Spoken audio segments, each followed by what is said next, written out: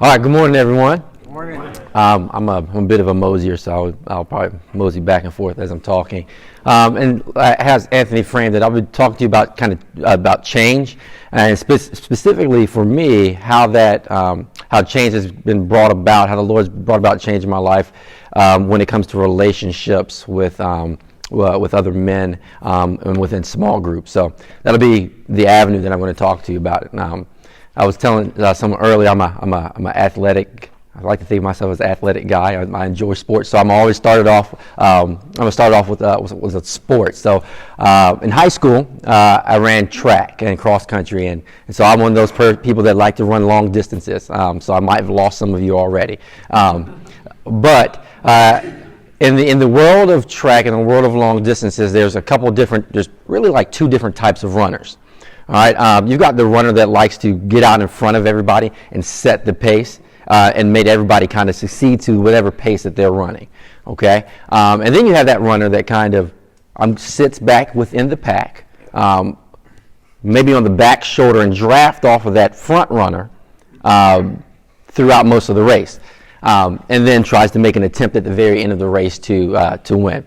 And that runner, that drafter, that defines me, especially when it came to running. I promise it's going to all loop back in. And so I remember being in ninth grade. Okay, I'm not at a point in running in my running career or running ability where I'm winning races. But I remember sitting in the stands watching a race. I believe it was a 2-mile race. And there was a runner that had been in front the entire race, and it was great. I mean, he was leading the pack. But as we got around to that final stretch, the pack started getting closer and closer and closer to him. They began to narrow that gap, right? And so you can see what's getting ready to happen here. This pack is going to I think there were 3 guys take over and beat the guy that was running in the front. But in the world of track, there's something that happens at this time. And if you've been to a race or you maybe have seen it or heard it, when the front runner begins to get overtaken, you hear the crowd go, whoop, whoop, whoop, and it's a thundering sound, right? It's like somebody got called to Paul's office. Something like that, right? And then, so in the world of track, we call that you either got whooped or walked down. And I remember being in ninth grade, watching that happen, saying, that's never going to happen to me. That is absolutely embarrassing. That guy went out in front. He left it all out there, and he got walked down. I didn't want it. So my track career, I staked my claim based off of running on your shoulder and passing you at the end. Okay, and I'll loop that in and talk about how that's not necessarily a great thing, right? I wasn't willing to be vulnerable. So moving forward to, I remember being at Friendly Hills. I had just graduated college. My wife now, Ashley, we were still dating at that time. Josh Adams came up to me and said, hey, I got your name, Paul Travers. You're Paul, right? I said, yeah. He said, do you want to be in a small group with me and a couple other families? The Matthews were part of that small group. I said, yeah, sure. I'll join in. And though I did not, at that point, I didn't join the group because I wanted change, and specifically this area of pride that really been wrestling with. The Lord brought it about, and He brought it about by relationships. Jared, I can remember it would be Sundays after church, and Josh would just open up his house, say, come on over. We'd watch the football game, and then right around 5:15, 5:30, we would start with our study. And so this period of time where I began to get really close to a group of guys in these different families, it brought about an ability to feel vulnerable. Something that as a guy, I always wrestled with.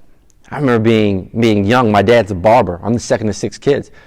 My dad was a military guy. He was in the Marine Corps. We wake up to, reveille, reveille, reveille, get up, get out of the set. My dad would be go, go, go all day. And I said, this is the standard of what I've got to be. He didn't necessarily show a lot of emotion, right? He wasn't necessarily super vulnerable.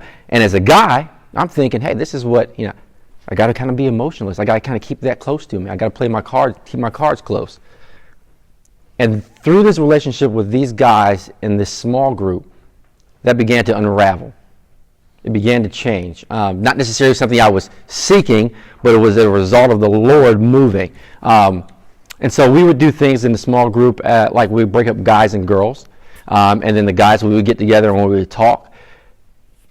And these guys, Josh, Jared, Taylor Middleton was in that group. We had a few others that kind of came in throughout that group. They were being vulnerable. They're sharing about how broken they were. Something that I always tried to hide. I didn't want to get in front. I didn't want to get in front of it. I didn't want to get whooped down. I didn't want to be exposed. I didn't want to feel embarrassed, or I didn't want to lose the pride that I felt like I should have in myself as a guy. And as that began to unravel, I began to engage in very vulnerable conversations. My wife and I, our first year of marriage was very, very rough. I didn't love her well. I didn't feel loved. She would probably say she didn't feel loved also. But having the support of these guys that I can come to and say, hey, guys, I'm tanking right now. I'm doing awful. For this reason and that reason and that reason. And not feeling that I have to put on a certain, I have to be represented in a certain way, or seem like I'll have it all together. That was reassuring. The Lord began to change me in the fact of, in the area of being able to be vulnerable, and realizing that strength, that my strength, God was strengthening me through this community of these guys that He surrounded me with, and strength, being vulnerable is strength, right? And that's kind of cultural. That to me, that was kind of a culture shifting or mental shift that I had. Because I'd always thought strength was always being perceived to have it all together. I mean, we go throughout the day. I go throughout the day every day. As somebody asks me how I'm doing, good. How am I doing? Good. In reality, there's a ton of things that are going on within me that are not good. I'm in a group with Ross and Howie, and it's just so reassuring how the Lord keeps on pursuing these relationships with these men with me to help me realize, to set aside my pride and reminding me to be vulnerable, because we're talking about being broken. We're talking about needing one another. We're coming to the table saying, hey guys, I'm tanking. And you're getting grace, and you're getting Jesus, and you're getting love, and you're getting applications of how to attack that with these guys. So kind of looping this back into that initial story I talked to you about not wanting to be that front runner. There's a difference between winning and being your best. Okay? I was winning, but I never got close to being my best as a runner. There was never one race that I ever ran where I went out and gave it my all. Never one race. Because I was so fearful of losing. I was never my best. Never my best. And so, as we think about change, and as we think about kind of the avenue of small groups and these rich relationships with one another, knowing that we can be our best, we can be our best when we begin to be vulnerable with one another, and that's how God, that's a way that God will use to change us. I appreciate your time.